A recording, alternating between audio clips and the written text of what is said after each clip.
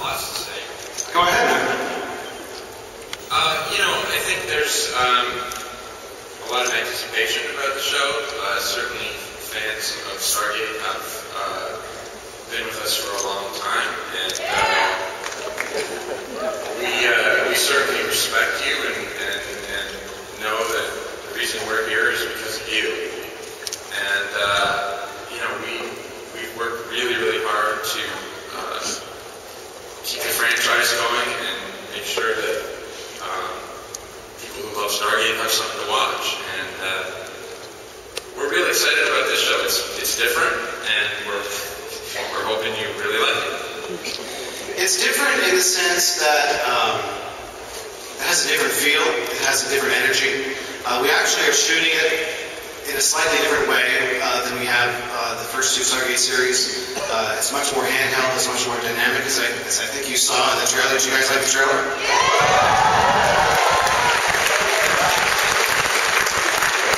Well, when we finish an episode, we're going to start editing those too. So, and we're close. It takes a long time to make a science fiction show because of all the visual effects.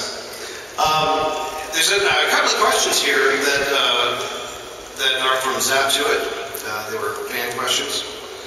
And one of the questions was, can I watch Stargate Universe if I never watched Stargate SG-1 or Stargate Atlantis? And I would argue, yeah, the answer is yes. But I would argue that, although probably nobody here has not seen Stargate SG-1 or Stargate Atlantis.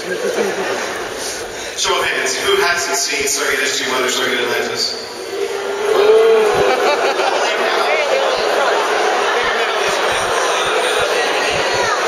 Alright, I'm going to have to ask Millie now.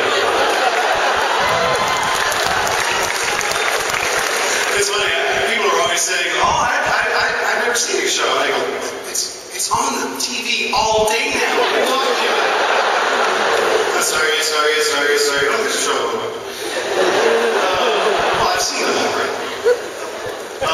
The other, I think the answer to that question is beyond yes. It is quite a different feel. It will reintroduce what a Stargate is for the seven of you who put up your hands. It will give you a whole new sense of what Stargate is in sort of an introductory scenes that are quite clever that Robert wrote. But it will very much reward the SG-1 and Atlantis viewer. You probably saw that Mr. Richard Dean Anderson is. And we'll be occurring periodically through the season. We're all glad to see that. And Amanda Tapping is in our pilot episode.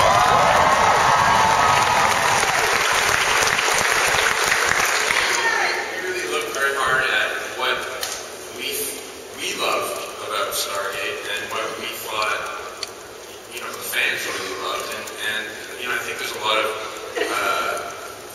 speculation about what the show's going to be like and anticipation from fans.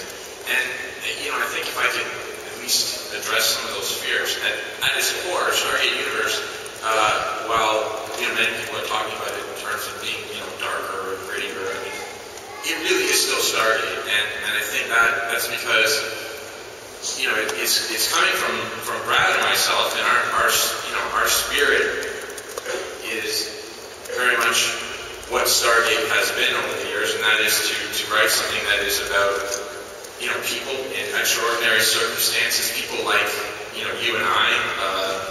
One of the things that made Stargate so interesting to me was the fact that it was contemporary. It was people from the here and now in these fantastic situations. And I think we've tried to bring that element back into the series. It had gotten to a point where everyone was a superhero and a genius, and not that these people aren't smart, and heroes, but it's... David King fun. Yeah. That's later. But I think that trying to make the characters identifiable and then at the same time, put them in a situation where they could really face challenges and deal with incredible experiences of exploration, and there will still be, you know, a sense of humor and hope. It's not all going to be, you know, depressing and dark. That was actually the second absolute question that we're supposed to ask ourselves. Well, will SG-1 have all the important humor that's been found in successful Stargate series, or will it be dark and serious? The answer, Rob just gave. I had to do those two questions, so there we go.